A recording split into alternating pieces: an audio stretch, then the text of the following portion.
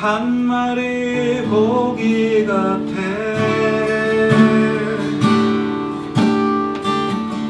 스스로 몸을 던져 자유를 움켜쥐고 그대 외로운 발버둥 아름답게 빛나는 노래.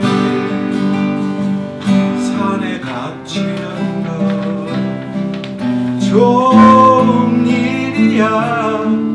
사랑하는 사람에게 갇히는 건 더더욱 좋은 일. 평등에 넉넉한 들판이거나 고즈넉한 산비탈 저 위에서 나를 꼼꼼히 돌아보는 일 참 좋은 일이야.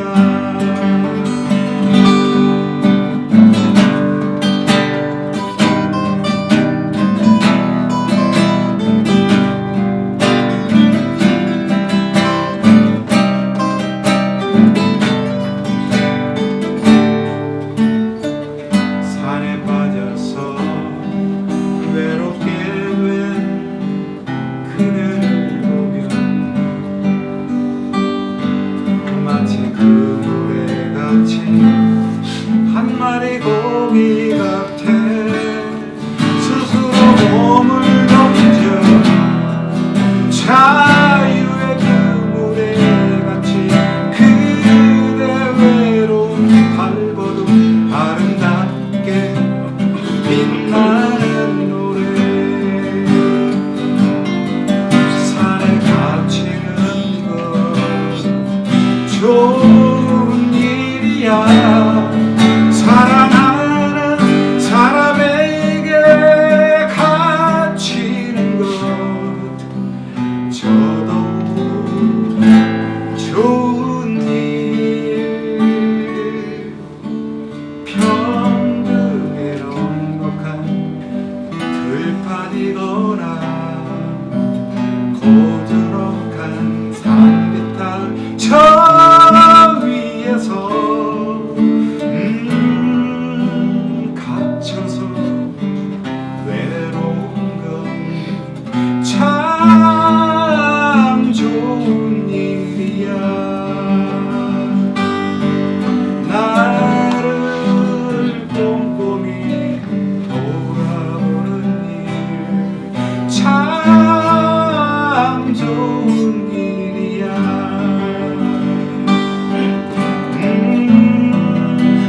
갇혀서 외로운 건 참 좋은 일이야.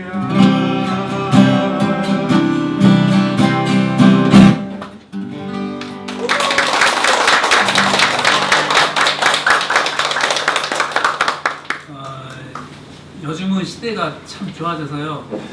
그 공연을 하면은 조명도 엄청나게 많이 있고 음향 장비도 이렇게 많고 스피커도 엄청나게 크게 이렇게 있어서 가만히 불러도 이렇게 전달이 잘 되는데 저희들도 마찬가지입니다. 사실은 아주 어렸을 때부터 맨날 그 마이크를 앞에 있는 상태에서 노래를 했기 때문에 갑자기 마이크가 없잖아요. 그럼 노래가 안 돼.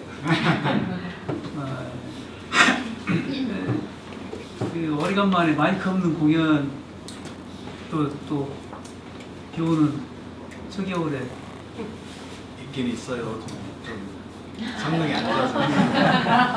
저 유성무 선생님 그 시를 읽어보신 분들은 알겠지만 그 광주왕대이 있고 나서 이제 오랫동안 절필을 하셨지 않습니까? 그러다가 이제 나이 좀 많이 드신 다음에 산에 다니시면서부터 다시 시를 쓰시기 시작했고, 방금 들으신 노래는 그때 새로 다시 그 시를 쓰시기 시작한 그 무렵에 시였습니다. 제가 2년 전에 작업을 겨울 내내 이렇게 작업을 했었는데요. 그 중에서 제 그 개인적인 그 마음으로는 그 모래생애라는 그 시가 가장 좋았어요. 저한테 가장 깊이 들어왔었고, 또 그 선생님의 그 온 생애가 그 다 담겨 있는 것 같은 그런 느낌이 들었어요. 그래서 그 곡에 굉장히 그 공을 좀 많이 들였었습니다. 이번에 들으실 곡은 모래생애라는 노래입니다.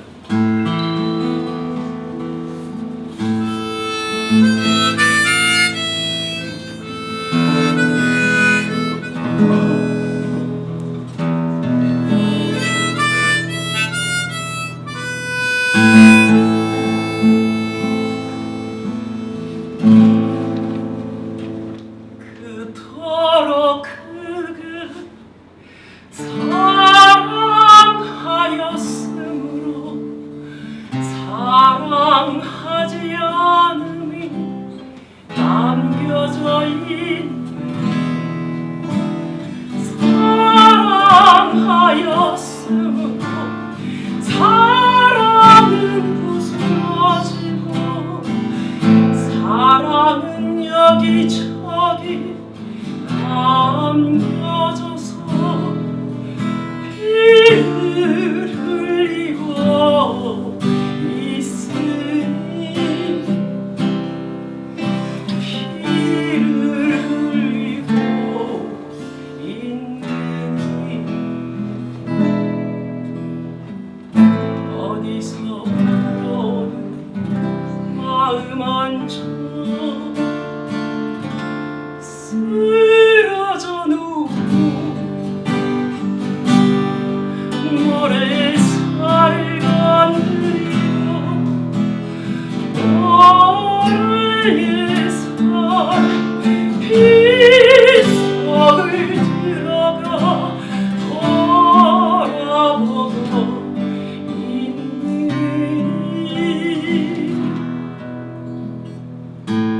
처음이 있기 전에 처음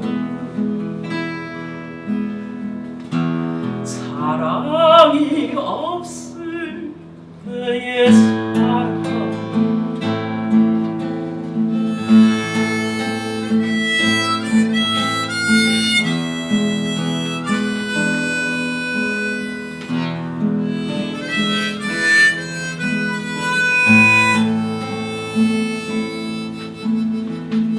그토록 그를 사랑하였으므로 사랑하지 않음이 남겨져 있네. 사랑하였으므로 사랑은 부스러지고 사랑은 여기저기 남겨져서 피를 흘리고 있으니 피를 흘리고 있느니 어디서 불어오는 마음 안쳐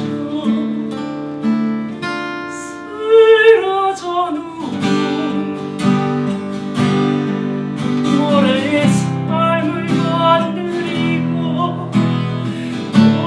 모래에 살 빗속을 들어가 돌아보고 있느니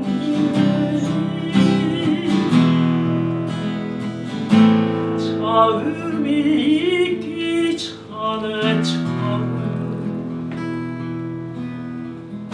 사랑이 없을 때의 사랑 처음이 있기 전에 처음 사랑이 없을 때의 사랑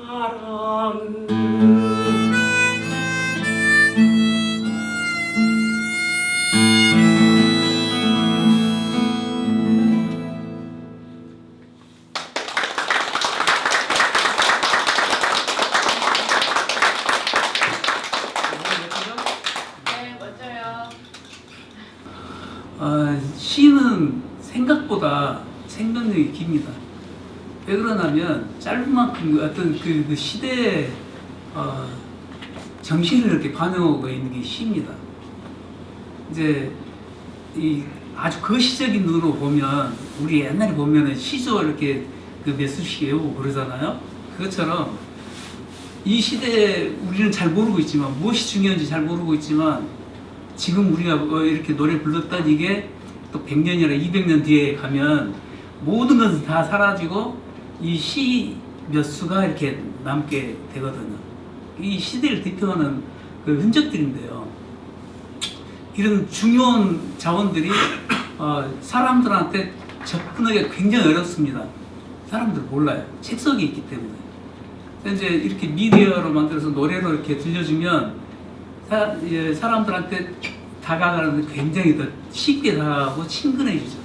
왠지 그 누님 같은 노래, 또 오빠 같은 노래가 돼서 이렇게 다가가기 때문에 좋은 일입니다. 근데 마침 또 동부에서는 또 기록과 사업한다면서 이렇게 이런 작업들을 해오는 거, 이 가까운으로 볼 것이 아니고 좀 더 그 거시적인 눈으로 10년, 20년, 100년을 내다보고 이렇게 무슨 일을 해야 됩니다. 그냥 똑같이 그 동부에 사는 일이긴 합니다만은 저는 저기 소모적인 데다가 이렇게 너무 많은 또 그 뭐라고 그러죠? 표피적인 그 행사나 일에 너무 많은 돈을 쓰는 것 같아요. 근데 이렇게 중요한 일들에 와서 그 조금이라도 떼내서 이런 작업들을 꾸준히 해 나가야 됩니다. 우리 저기 나종영 시인도 이렇게 계시지만 곡만 써놓고 그때 공연 한번 오고 20년이 다 되도록 또 공연을 못 오고 있습니다. 이번 시즌 나오면 오시죠?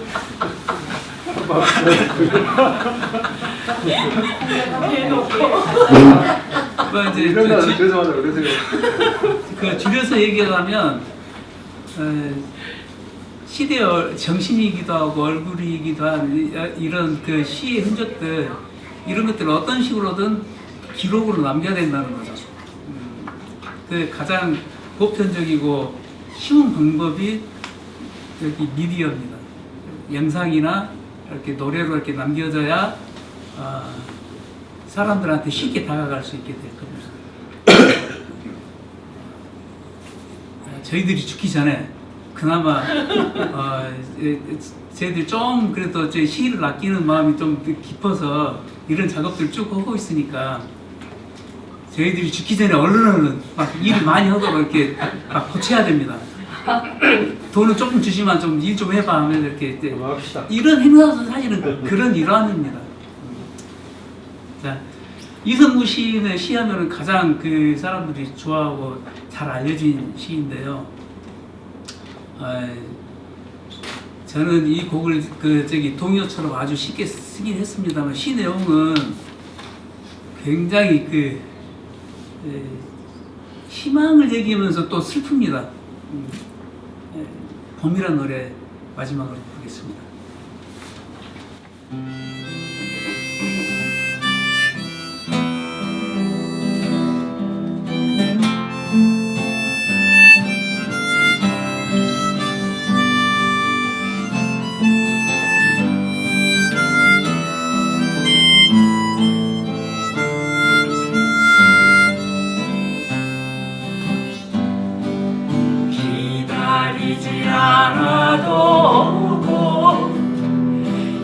기다림마저 이뤘을 때에도 너는 온다. 어디 밟아 구석이거나 썩은 무릉덩이 같은 데를 기웃거리다가 한눈 좀 팔고 싸움 한판 하고 지쳐 나자빠져 있다가 다급한 사연 듣고 달려간 바람이 흔들어 깨우며 눈 비비며 너를 거니게 온다. 거니 어디에 마침내 올 것이었나. 너를 보면 눈부셔 일어나 맞이할 수가 없다. 입을 열어 외치지만 소리는 굳어나는 아무것도 알릴 수가 없다. 가까스로 두 팔 벌려 껴안아보는 너 먼 데서 이기고 돌아온 사람아.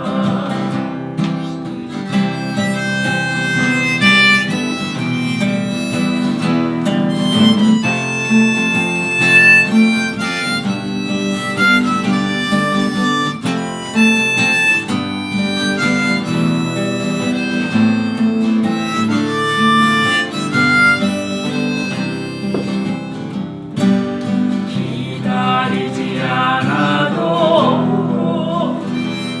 기다림마저 잃었을 때도 너는 온다.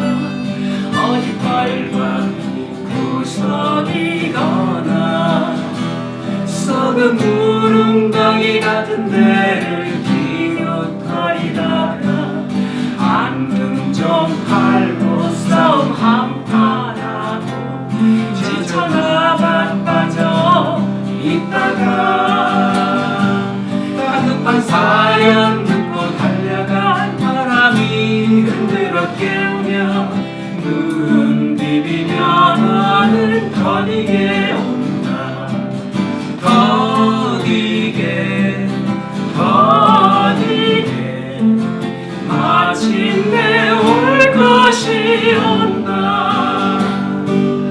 너를 보면 눈부셔 일어나 맞이할 수가 없다. 입을 열어 외치지만 소리는 굳어나는 아무것도 알릴 수가 없다. 가까스로 두 팔 벌려 껴안아보는 너 먼 데서 이기고 돌아온 사람아. 가까스로 두 팔 벌려 껴안아보는 너 먼 데서 이기고 돌아온 사람아.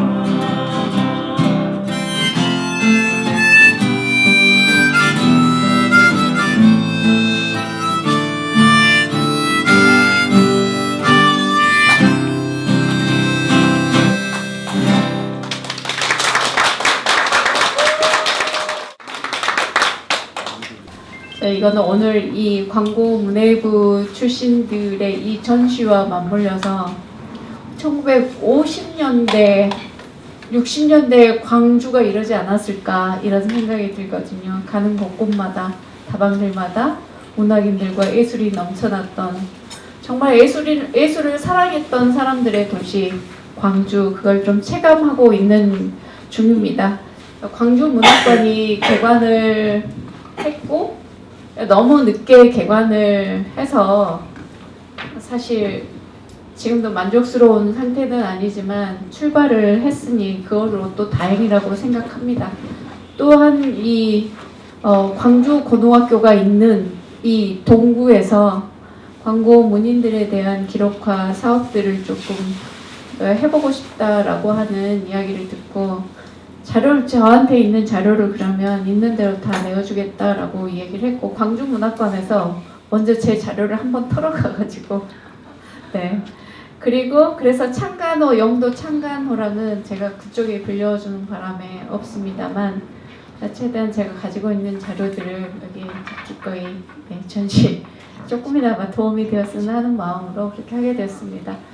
자, 오늘 이 전시하고 있는 작가들의 작품집들은 사실 제가 연구하는 과정에서 광고 문예부 1세대라고 제가 지칭하신 분들, 그리고 광고 2세대라고 지칭한 여기까지, 사실 그분들은 이미 다 하늘나라에 계시고 그래서 계신 우리 후배 작가님들, 활동하고 계신 후배 작가님들에 관한 언급과 자료가 없어서 조금 섭섭하실지 모르겠지만, 네, 그렇다는 걸 좀 양해 말씀을 드리고요. 광주고등학교 1951년 서중에서 이렇게 갈라져 학제가 편제가 달라지면서 이제 광주고등학교가 문을 열게 되었고, 그와 동시에 서중학교를 같이 다녔던 친구들이 광고로 같이 오게 되고 문해부가 꾸려지면서 활동을 시작하게 되는데, 그분들이 바로 이제 광고 문해부 1세대, 특히 고등학교 다니면서 시집을 냈던 사람들, 이 네 분이 이제 먼저 중심이거든요. 상록집을 함께 냈던 박봉우, 윤사마, 강태열, 중형영, 요 네 분이 고등학교 시절에 상록집이라는 사인 시집을 냈습니다.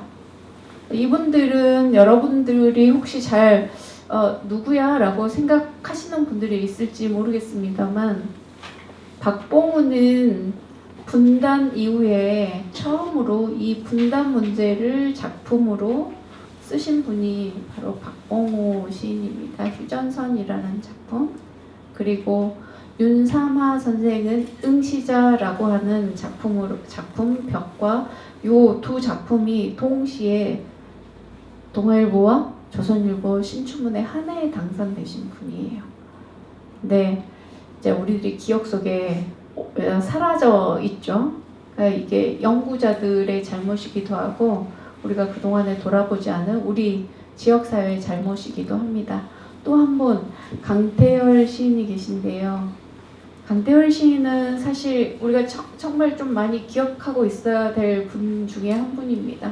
그런데 윤삼아, 박봉우는 또 들어본 것 같은데 강태열이 누구야? 또 이러신 분들이 많이 있을 것 같아요. 강태열 시인은 천상병보다 더 천상병 같은 시인이었다라고 생각하시면 기억을 잘 하실 수 있을 것 같습니다.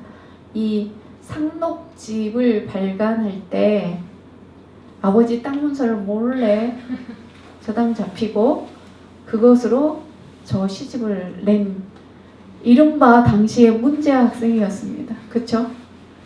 땅 문서를 몰래 어디 전당포에 잡혔겠죠? 그리고 고등학생이 시집을 냈다. 이게 광고 문해부의 시정신이라고 할 수 있을 것 같아요. 그런데 그들이 신춘문예에 등단하기 전에 영도라고 하는 동인지를 또 내서 광주의 시운동, 새로운 시운동을 시작한 초기 멤버가 바로 이 네 분입니다. 그래서 우리가 기억했으면 좋겠다. 그 다음에 2세대, 제가 조금 이제 아울러서 조금 이따 말씀을 드릴게요. 2세대라고 제가 언급한 분들은 이성구 시인, 그리고 문순태, 소설가로 더 알려져 있지만 출발은 시였습니다. 시, 그리고 최근 들어서 이제 시집을 3권 내셨죠. 문순태, 그리고 이이화 선생도 광고 문해부에 이름을 올렸습니다. 역사학자죠. 역사학자입니다. 대중적으로 사실 정말 많이 알려져 있는 분인데 광주 출신은 아닙니다. 떠돌이 생활을 하다가 광주에 거처를 마련한 뒤에 학교에 편입해서 들어오게 됐다라고, 그래서 광주 고등학교를 졸업했다라 본인이 직접 쓴 글에 그렇게 되어 있고요. 그 다음에 문순태, 이성부의 후배인 조태일 시인, 이런 식으로 이제 이분들이 광고문학 2세대를 형성하고 있다. 제가 그렇게 주장하는 바입니다. 그래서 다시 이제 이성부 시인은 고등학교 다닐 때 선배들의 이 상록집을 냈던 전통을 아마 잊고 싶었던 것 같아요. 그래서 광고 시집을 냅니다. 광고 시집 뒤에 지금 전시되어 있는데 광고문학관에서 대여해 주셔서 저기 전시되어 있습니다. 다시 이제 1세대부터 조금 말씀을 드릴게요. 1세대는 제가 4분만 말씀을 드렸는데 그 이후에 박성용, 김정옥은 광고 출신은 아니에요. 영도 동인에 같이 활동을 하시게 되는 분이고요. 이제 사실 지금 이 자리에는 젊은이들이 없으니 제가 학교 다닐 때 국어교과서에 제가 이 검명하신 분들의 모든 작품은 다 실려 있었습니다. 우리가 모르고 기억하지 않고 지나쳤을 뿐인데 그걸 기억하셨으면 좋겠고, 특히 광고 문해부 1세대의 중심에는 박봉호 시인이 있었습니다. 이거는 부인할 수 없는 사실이고, 광고 타임즈의 편집일까지 같이 맡았고, 광고 2세대의 주역은 이성구 시인입니다. 광고라고 하는 교지 편집과 광고 타임즈의 편집장을 1학년 때부터 하거든요. 그러니까 이제 이 천재들이 언어를 통해서 시대를 노래하고 또 인간의 영혼을 노래한 출발이 광주고등학교의 어떤 독특한 교육 시스템, 또 문해부 지도 교사들의 영향도 있었다라고 이야기할 수 있을 것 같습니다. 1세대에 해당하는 분들은 시인 박흡이 지도교사였고, 2세대에 해당하시는 분들은 송교호 선생이 지도교사였는데요. 박흡은 생이 좀 비극적인 삶을 살았던 분이기도 하지만 이 학생들에게 너희들만의 언어로 너희들만의 세상을 노래하는 것을 늘 주문했습니다. 누구 기성의 누구 시를 닮았다가 아니라 너희들만의, 그러면서 이제 제가 너희라고 표현했지만 시인들만의 언어, 그래서 고등학생인 이들에게 이미 시인의 자격을 부여한 상태에서 이 문해부를 지도했다라고 하는 그 기록들을 통해서 이 문해부의 이 그 젊은 또 청소년기의 예민한 감각들을 살려주기 위한 1세대 지도교사들의 노력과, 거기엔 또 김혜석 선생님도 계시고요. 2세대 같은 경우는 송교호 선생님. 워낙 1세대들의 이 문학적인 전통을 알고 이성부 선생은 교사의 꿈을 접고 시인이 되어야 되겠다라고 생각해서 광주고등학교로 진로를 바꿨던 거죠. 시인이 되어야겠다. 시인이 되기 위해서 꿈꾸었던 고등학교 생활들을 적극적인 형태로 해나갑니다. 그래서 이분들이 광고문학 1세대와 2세대들은 이제 이후에 영도라고 하는 제로, 그래서 영도라는 시 동인지로 새로운 시 운동을 전개해 나가는데요. 이 1세대들은 대학을 진학하고 고등학교를 졸업하고 대학을 진학해서 동인지를 만듭니다. 그리고 2세대들은 1955년에 이 동인지 2권이 나오는데 거기에 참여를 못하죠. 그때는 고등학교에 입학도 안 했으니까. 그래서 2세대들은 이제 복관 후인 1966년에 복관되었을 때 이 2세대들도 거기에 참여를 하게 됩니다. 자, 중요한 것은 이 광고 문해부 출신들이 55년에 졸업해서 만든 그 동인지의 어떤 광고 문해부에 지금까지 좀 정말 많은 문해의 어떤 시인과 소설가들을 키워냈는데, 동인지의 앞에 출발의 서문을 보면 그 단초를 확인할 수 있어요. 우리는 기성의 모든 것을 거부한다. 신축 문해도 거부하고 문해 추천도 거부한다. 추천 제도가 있었거든요. 문해 잡지에. 그래서 우리는 그 모든 것을 거부하고 우리들의 언어로, 무등살록의 언어로, 새로운 우리들만의 언어로 시대를 노래하겠다라고 하는 이 선언이 영도 창간호의 어떤 시적 지향을 분명히 하고 있습니다. 그래서 잘 알려져 있지 않은 뒷이야기를 좀 말씀드리면, 이 동인지에 합류하고 싶었던 사람들이 있었어요. 이어령 장관도 우리 받아주라. 네, 너는 자격이 안 돼. 라고 거부를 했습니다. 그러니까 얼마나 멋진 청년들이었는지 아시겠죠? 또 박이문이라는 철학자이자 시인인 이분도 우리도 거기에 나도 참여할 수 있도록 회원으로 받아주라 라고 했는데, 우리의 뜻과 맞지 않으니 너는 받아줄 수 없어. 그러니까 이 광주라고 하는 도시에서 자랐던, 꿈을 키우고 자랐던 이 젊은 청년들의 의기와 결기를 알 수 있고, 또 하나 고등학교 학생들이 쓴 작품들을 작품들이라고 해서 수준이 떨어지는 작품이 결코 아니다. 그래서 이 출발 지점들이 그대로 가지고 갑니다. 왜 시인이 된 다음에. 네, 그 벽들을 사실 뛰어넘지 못하고 다 신춘문예를 통해서 문학 추천을 통해서 다시 그들이 정말 중앙문단에 확고한 자리를 차지하게 되는데요. 지금 이제 우리들의 문제는 입시 제도와 맞물려서 그런 자율성과 꿈을 키우고 인간의 삶과 영혼을 노래하는 예술가로서의 성장을 맡고 있는 이게 이제 가장 큰 문제, 우리 시대가 처해 있는 상황과 맞물려서 큰 문제인데요.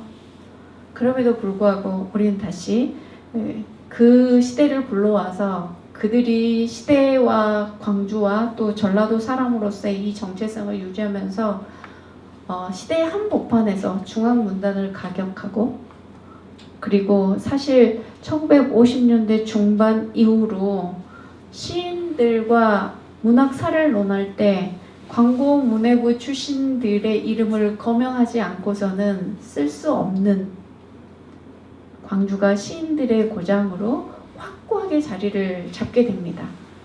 자, 1세대의 중심은 박봉우가 서울을 올락내리락 하면서 시인으로서의 어떤 시를 쓰려고 하는 이들의 중심에서 활동을 했다면 강태열은 뒤에서 경제적인 지원과 뒷받침을 해준 시인이었는데 강태열은 문학사에 거의 이름이 없어요.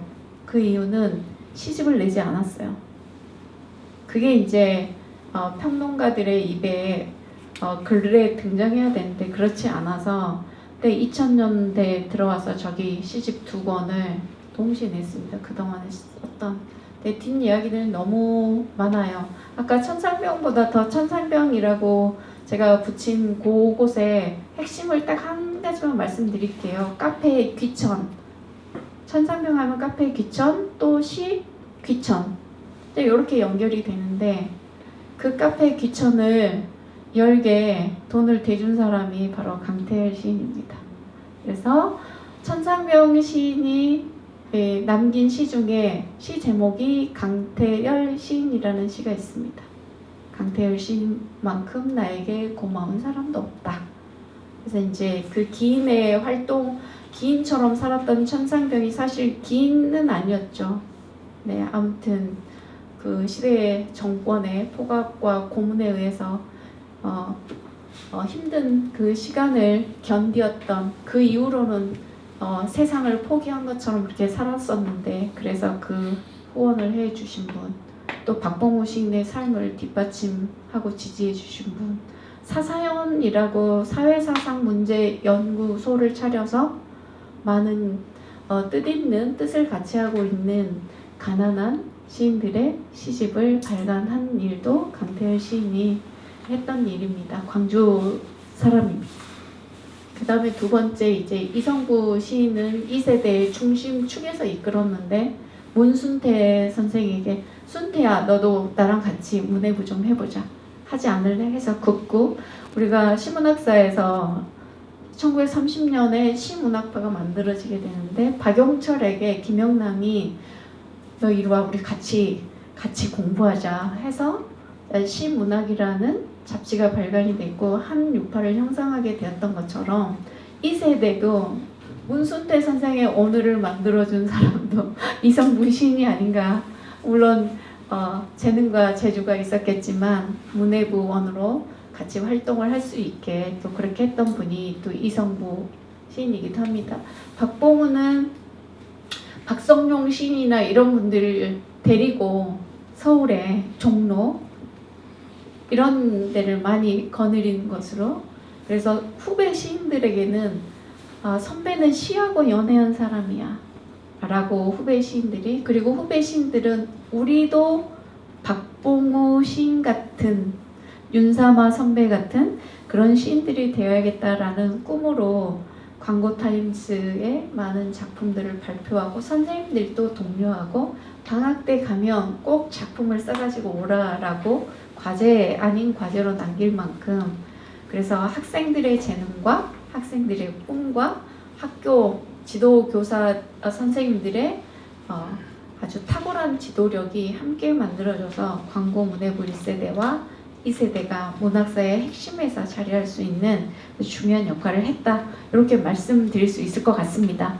제 이야기가 더 길어지면 안 될 것 같아서요. 그 다음에 오동열 선생님께 이제 광고 출신이시고 광주고등학교 교장으로 퇴직을 하셨고 그리고 광고 문학관을 또 선배들의 활동을 정리가 필요하다 해서 하신 분이기 때문에 또 하실 이야기들이 좀 있을 것 같습니다. 선생님 부탁드리겠습니다. 방금 소개를 해 주셨습니다만 오덕열 광고 교장을 했다는 그 하나로 여기 앉아 있습니다. 그건 아닙니다. 제가 그 64년 4년도에 머리 그 리브거리로 깎고 그 졸업을 했는데 한 40년 만에 2004년 9월에 학교를 와 보니까 그때는 그래도 맑게는 한 것 같았는데 와 보니까 사립한테 눌려가지고 꼼짝을 못하고 있어요. 아하, 내가 학창 시절을 여기서 떠나가지고 한 40년 이렇게 있다 오니까 광고가 이렇게 밑으로 갈 때까지 갔구나. 교장으로서 어떻게 해야 할 것이냐 이걸 내가 고민을 했어요. 아하, 어떻게 할까. 그래서 어떻든 자부심을 좀 심어줘야 되겠다. 그 다음에 학력을 좀 높여야 되겠다. 이 두 가지를 생각을 하고 자부심을 심어주는 것은 우리 문학관을 만들어서 어느 학교에도 없는 광고 문학관을 만들었어요. 2007년이니까 내가 4년에 와서 2년 반 동안에 그걸 전화질 좀 많이 했어요.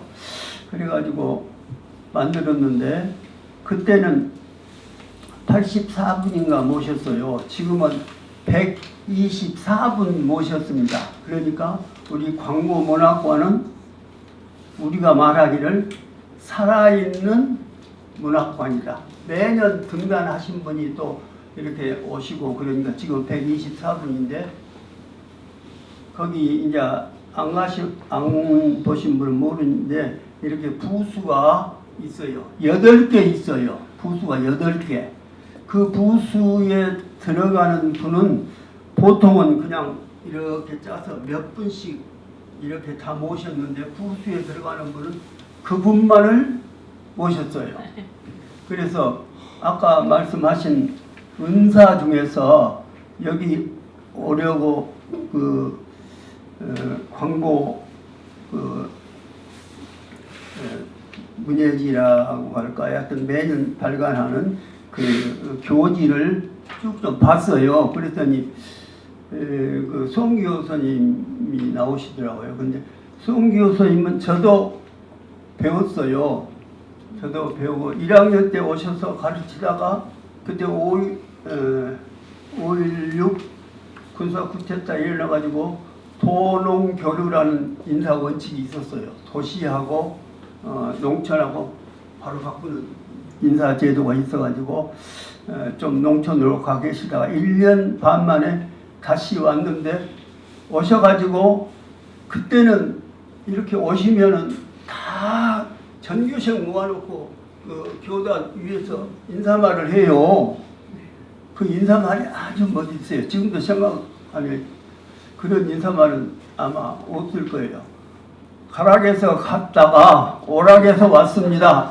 딱 끝이야. 가락에서 가고 오락에서 왔어. 송기호입니다. 이렇게 하셨어요.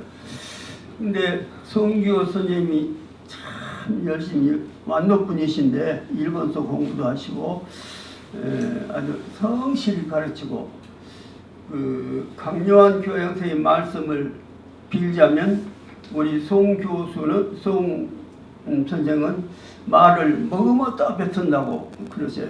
조금 말이 어눌하다고 할까 어눌한 것까지는 아닌데 좀 이렇게 머금었다 강요한 선생님이 참 교장님이 말씀을 잘해요. 말을 머금었다 그 뜻이거든요. 그런데 그분한테 저도 이제 배우고 지금 124분 중에 8분만 부수에 들어가 계시는데 그 8분은 어떤 분이냐면 두 가지 그 요건을 충족해야 됩니다. 하나는 돌아가셔야 되고 두 번째는 한국 문학사의 한 페이지를 어떻게든지 장식하는 분이어야 된다. 이 두 가지만 충족하면 됩니다. 그래서 마지막으로 지금 조태일 그 선배가 들어가 있는데 그분은 나보다는 2년 선배밖에 안 되시더라고요. 여기 어디입니까? 곡성의 태안사 입구에 문학관이 있어요. 금년에 조태일 문학축제는 곡성에서 했는데 대개 여기 그 문학관에 사는데 지하로 이렇게 되어 있어요. 그래서 좀 특이하게 되어 있는데 거기를 금년에 좀 개축이 아니라 좀 손본다고 그러시더라고요. 그래서 곡성에서 이렇게 했어요. 그 8분 중에 그러니까 은사로서는 단 한 분, 광고 교가가 소흥기호 은사님의 시입니다. 처음에 제목이 교가로 전혀 생각 않고 광고 노래라고 되어 있어요. 광고 노래. 근데 그거 보니까 정말 내용도 좋고 노래로 이렇게 부르면 좋겠다 해서 교가로 이렇게 맞이했습니다. 그리고 선포식도 하고 그랬어요. 그래서 그분이 대단히 광고하고는 인연이 깊다. 동두천에서 93세로 돌아가셨는데 93 시집 93편 먹은 시집이 나와서 그 원고를 가지러 왔는데 일어나시더라고요. 방에 들어가니까 너 계십시오. 그러니까 뭐라고 한 거는 너 있으면 여기 눈에 먼지 들어간 게 앉아 있을라네 이러시더라고요. 그때까지 이렇게 유머를 하시더라고요. 그래서 그때는 밖에 나가서 아드님하고 같이 식사도 하고 이렇게 하는데 그 뒤에 얼마 안 있다가 돌아가셨어요. 그래서 지금 천안인가 이렇게 뭐라 합니까? 거기에 묻혀 계시고 거기 방에 계십니다. 그 다음에 부수 8개니까 하나는 은사님 것이고 그 다음에 첫째가 일회 장백일 선생님 겁니다. 시인에 대해서 많이 말씀하시니까 나는 시인이 아니니까 부수를 중심으로 이야기를 말씀드리려면 그만하라고 곧 말씀하십시오. 내가 간단히 해주시고 또 여기 또 후배 그러니까 시인께서 또 기다리고 계십니다. 4개까지네. 네, 4개 하시고 그러면 그래서 장백일 교수는 정말 뭐랄까 왈가닥이라고 할까 백일이란 말은 동백님 백일입니다. 그래서 부수 이름도 백일관이라고 하고 아주 좀 독특한 그런 수필도 쓰시고 평론도 하시고 그런데 그분한테 잘못 걸리면 그냥 나가는 그런 분입니다. 그 다음에 여기 계시는 박성용 관이 있습니다. 풀립관입니다. 풀립 있죠? 풀립은 좋은 이름을 가졌다. 풀립 하면 나는 어느새 풀립이 되어 있다. 이런 아주 민요조라고 할까 동요조라고 할까 이런 시를 쓰셨어요. 그래서 저분이 이제 계시고 그 옆으로 오면 여기서 전혀 이름이 거론이 안 됐는데 박연구라고 바본의 가게라는 수필집을 내신 분이 박연구 분이에요. 그분의 수필 문학비가 저기 달빛창고라고 하는 장소가 있어요. 거기에 세워져 있어요. 그래서 수필로 성공하신 분인데 살아있는 수필사전이다 이렇게 불렸어요. 수필계에서. 나는 수필을 하니까 잘 알거든요. 꿀을 얻으려는 벌, 꿀벌. 소재를 모으는 일을 그만큼 잘 쓴 글이 없어요. 그래서 그분이 수필로 이렇게 아주 대성하신 분이고, 돌아가셔가지고 지금 그 서울 그 신세계 그 여기 묘지에 계시고, 그러면 세 개까지 했는가요? 네, 아까 조퇴일 했으니까요. 아, 조퇴일까지 하셨으니까 이제 더 많은 이야기를 들어야 되는데요. 여기 또 제한된 시간이 있어서 네. 자, 그 다음에 또 선생님께서 또 이어주셔야 될 것 같습니다. 또 어떤 분들이 더 계시나요?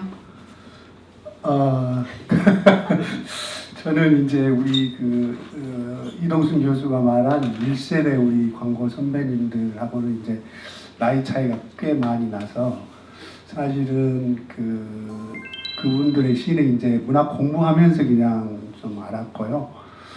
제가 이제 가장 영향을 많이 받은 시인은 2세대 시인의 이제 대표 주자이신 우리 이성구 선생님 시를 뭐 우리들의 식량이랄지 이런 시는 거의 이제 뭐 고등학교, 대학교 때까지 거의 막 서로 막 외우고 다니고 그랬던 것 같아요. 그리고 어머니라는 그 시는 우리가 이제 합창시 할 때 나주배를 씹어도 내 목마른 가시지 않고 어머니는 내 목마른 그저 참으라 한다. 뭐 이런 시, 그다음에 이 볼펜으로 한 점 사랑을 찍기 위하여 뭐 이런 시들을 뭐 굉장히 줄줄줄 외우고 다녔던 기억이 남고요. 이제 저는 이제 사실은 고등학교 1학년 때까지만 문해부였습니다. 그래서 이제 고등학교 2학년 때 이제 진로를 이제 문과로 갈 거냐 이과로 갈 거냐 결정을 했어야 할 때. 네, 여기서 잠깐 참고로 의사입니다, 의사. 네. 제가 소개를 안 드리고 바로 넘겼는데 조금 끝나고 제가 소개해드리겠습니다. 네. 부모님께서 이제 저는 이제 뭐 공문과나 영문과 이런 쪽에 이제 좀 생각이 있었는데 부모님들은 글 써가지고 밥 먹고 우리나라에서 못 사니까 안 된다고 해가지고 이제 좀 뭐랄까 좀 꿈을 좀 접고 이제 이과로 가서 의과대학을 갔죠. 의과대학 가서도 이제 의과대학 갔더니 또 그 대학에 바로 선배 중에 나해철 우리 유명한 시인 있죠. 해철이 바로 제 서클의 1년 선배고 바로 위로 줄줄이 이제 뭐 곽재구 시인이랄지 뭐 여러 우리 선배 시인들이 있더라고요. 그래서 이제 그런 것들이 이제 속에 문학에 대한 꿈들이 이제 좀 있었는데 보니까 한 반쯤은 한 3분의 1은 이제 다 문단에서 이미 이제 등단하셔서 유명하신 이제 뭐 우리 나종용 선배님을 비롯하여 그 우리 김영수 시인 27회인 김영수 시인 뭐 한 3분의 1은 등단하고 3분의 2는 그때 당시 이제 다 각자의 그 직업이나 생활 전선에 치여가지고 뭐 저처럼 의사도 있고 변호사도 있고 또 뭐 장사하시는 분들도 계시고 뭐 이렇게 다 섞여 있더라고요. 그래서 우리가 청춘 젊은 시절에 광고 문해부라는 걸로 모였으니까 우리가 한번 뭐 앞으로 계속 그런 것들을 되살리는 의미로 광고 문해부 카페를 한번 만들어서 거기서 이제 교류를 좀 하자. 그렇게 해서 이제 그 다음 카페에 늘 푸른 아카시아라는 카페를 개설을 했어요. 그래서 이제 거기서부터 이제 우리가 조금씩 이제 문학적인 이야기도 하고 선배들 이야기도 하고 그러면서 진행이 되다가 저희들이 이제 그 우리 선배님들이 뭐 했듯이 저희들도 이제 작품집을 만들었어요. 광주 고등학교 문해부 동문 작품집 동현이라는 작품집을 2005년도에 만들었습니다. 그래서 여기 회장을 하셨던 이제 그때 당시 박석구 이성구 선생님 초대 시를 제일 앞에 우리가 또 실었습니다. 이게 굉장히 우리가 이성구 선생님을 굉장히 중요하고 아주 존경하고 그러기 때문에 그때 이제 문순터 쌤도 이제 초대 얘기를 했고요. 그래서 이런 1년의 과정을 했고 그때 이제 그 우리 아카시아 회장했던 박석수 선배가 이런 말을 했어요. 미비한 감정이 활발한 것이다. 새로운 존재로의 여행은 이제 시작되었다. 그동안 카페 모임 글들을 어설프나마 정성으로 정리하여 문집을 내놓는다. 우리들 어느 누구도 그르소툼에 대한 발길질은 달게 받아들이나 소중함에 대해서는 한치의 양보도 없다. 세월호에 빗세져서 흙속 낙엽이 될 뻔한 가슴들이 비로소 집착하는 작은 신화. 이 신화는 더디더라도 앞으로 계속될 것이라고 우리는 믿는다. 이렇게 해서 이제 저희들도 이제 광고 문해부의 어떤 그런 것들을 했고요. 그 뒤로 또 한 권은 이게 작품집이 또 나왔습니다. 늘 푸른 아카시아 동인 제2집이라 해가지고 잠들지 못한 긴 세월이라는 작품집을 냈습니다. 그래서 이제 제 3집도 우리 나경영 선배님이 저기 계시니까 중심이 돼서 나오기를 기대하고요. 저는 이제 우리 이동순 교수님께서 부담 없이 나와서 좀 이야기를 해라 그래서 크게 많이 준비는 않고 제가 가지고 있던 것들 또 우리 오늘 또 이성부 선생님 사모님 뵈니까 너무 반갑습니다. 그 CD 제작할 때 제가 뵀는데 좀 오랜만에 뵙게 됐습니다. 네, 고맙습니다. 가지고 계십시오. 네, 박수를 좀 주실까요?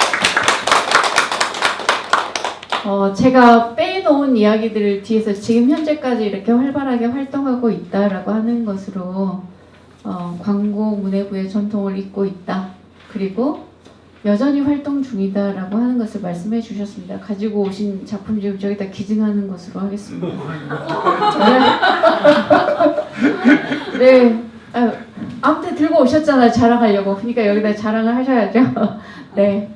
광고 문해부 그리고 영도 동인들이 문단에 진출해서 신축문해를 또 통해서 세상 속으로 또 많은 사람들의 영혼과 그리고 말하지 못했던 것들을 말함으로 인해서 대한민국 사회는 조금씩 균열을 일으키고 변해왔다라고 생각합니다. 그 중심에 광주에서는 광고 문해부원들이 있었고 제가 다 일일이 시간 때문에 설명을 드리지 못했지만 영도의 동인이었던 김정옥이라는 그분은 아직 생존해 계시고요. 경기도에서 얼굴 박물관 운영하고 계십니다. 그러니까 이제 연세가 많으셔서 고동이 참 많이 불편하신데 이 기억은 아주 또렷하게 유지하고 계셨어요. 제가 작년에 가서 뵀는데 올해 겨울방학 때 또 가겠다라고 말씀을 드리기도 했습니다.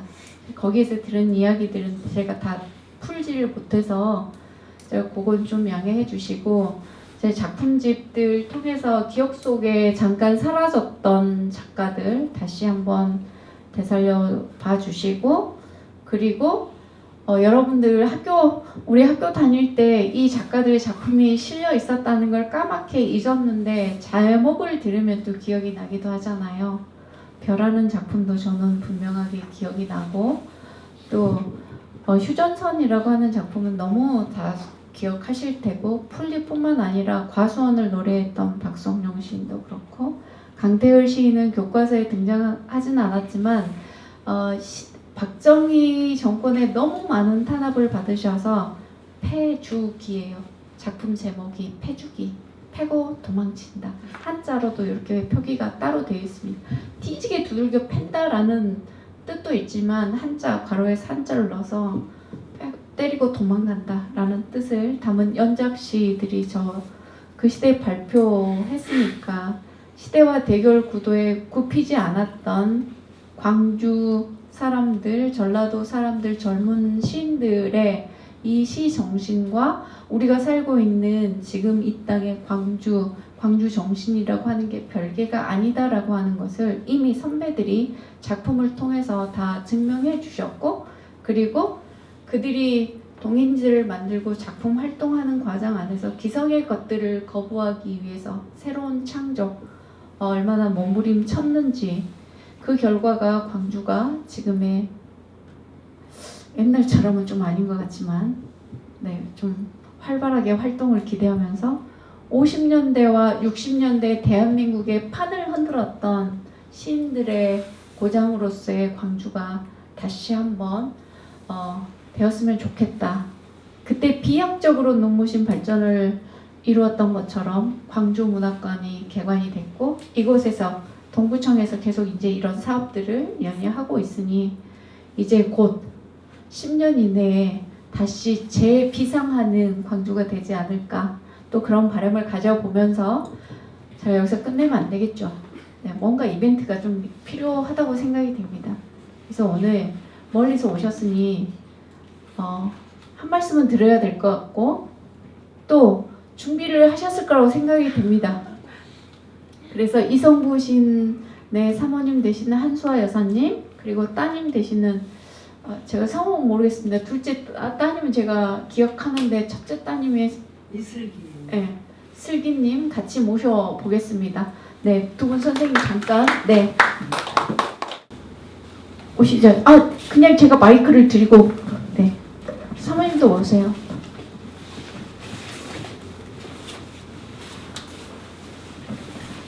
자, 내려오시기 전에 저한테 사모님께서 기도라는 이성구 시인의 발표하지 않은 유작 6필로 쓴 것을 저한테 보내주셨어요. 근데 제가 읽는 것보다 사모님께서 오늘 먼 길 오셨으니 한 말씀 더불어서 해주시고 그 기도라는 시는 네, 이 슬기님 네, 슬기롭고 지혜롭기를 바랬던 이성구 시인의 그 마음이 담겨있는 첫 따님에게 그 기도라는 시를 낭송해 주실 것을 부탁드리겠습니다. 사모님 먼저 네.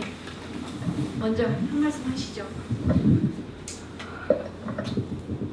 저는 노래라면 하지만은 그럼 아까 우리 했던 노래 한마디로 대신해 주시죠. 열심히 따라 같이 노래하셨잖아. 그 노래도 하셔도 되고 그냥 김호중을 워낙 또 사랑하는 팬이시기 때문에 네, 김호중의 노래를 하셔도 좋겠어요. 박수. 인사하고 우리 딸이 있는 걸로. 아니 노래하신다고 했잖아요. 아니 박수값 왜 놓으세요? 되겠습니다. 박수. 네. 네. 제가 맞습니다. 네. 우리 이성구 시인을 이성구 시인을 좋아했던 저 의사 선생님 제가 아프면 선생님 찾아가겠습니다. 감사합니다. 네, 박수 한번 보내주시죠.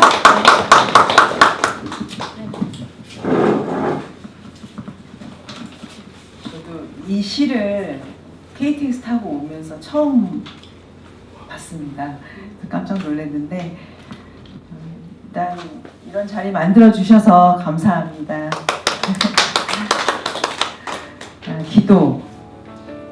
빛이 비치지 않는 곳이 있습니다. 태어나기를 응달에서 태어나 한평생 그늘 속 저를 썩히기나 하고 저를 스스로 죽이기나 하고 응달에 살아가다 묻히는 불꽃이 있습니다. 양지방 너른 언덕 눈 녹아 물기 흘러 번쩍거려도 혼자서 얼어버린 마음이 있습니다. 쌓이는 눈 얼어녹지 않고 그늘 속 파랗게 눈 밝히는 고요함이 있습니다. 빛깔이 있습니다. 오 주여, 이들을 녹여주셔서 그리고 모든 것을 정리하게 하소서. 당신의 뜨거운 입김으로 당신의 두 팔로 넓은 가슴으로 크나큰 힘으로 이들에게 삶을 주소서.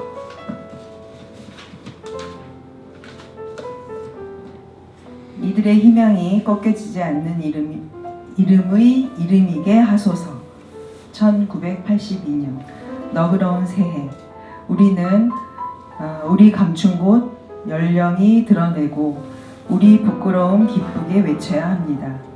우리들의 슬픔, 우리들의 온갖 괴로움 짓이겨서 희망을 만들어야 합니다.